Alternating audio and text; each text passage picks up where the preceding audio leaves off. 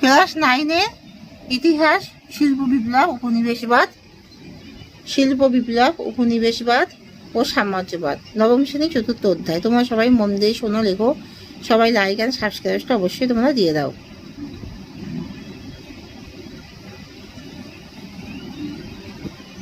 কোন ঘটনাকে কেন্দ্র করে 1914 খ্রিস্টাব্দে অস্ট্রিয়া ও সার্বিয়ার মধ্যে যুদ্ধ শুরু হয়? সেরাজেভো হত্যাকাণ্ড। সুয়েজ খাল খনন করে France.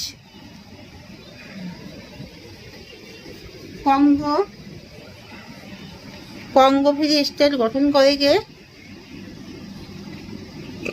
Belgium. Congo free state গঠন করে কে? বেলজিয়াম। হবসনের সাম্রাজ্যবাদ একটি সমীক্ষা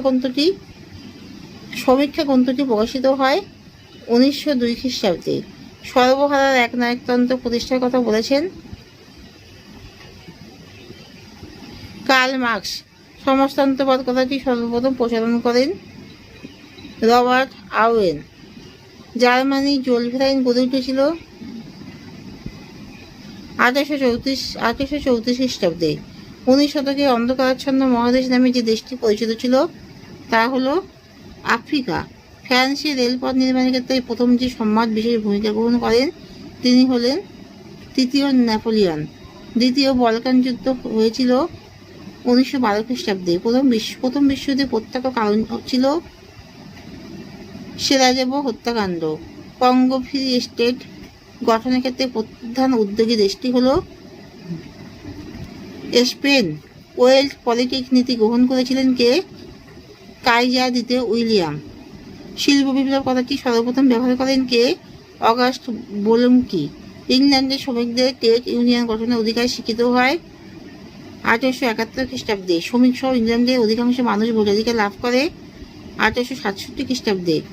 জাতীয় কর্মশালা বা ন্যাশনাল ওয়ার্কশপ প্রতিষ্ঠিত হয় ফ্রান্সে। ব্রিটিশ সমাজতন্ত্রবাদের জনক হলেন কে? Robert when. যে সন্ধির মাধ্যমে সিংহল ইংল্যান্ডে অধীনস্থ হয়েছিল তা হলো অ্যামিয়েন্স সন্ধি। অজফর আঁকা ময়হূসী অ্যামিয়েন্স সন্ধি। নাটাল ব্রিটিশ উপনিবেশভুক্ত হয়েছিল 1842 খ্রিস্টাব্দে। ভারতবর্ষ কাদের উপনিবেশ ছিল? ইংল্যান্ড। কে স্পিনিং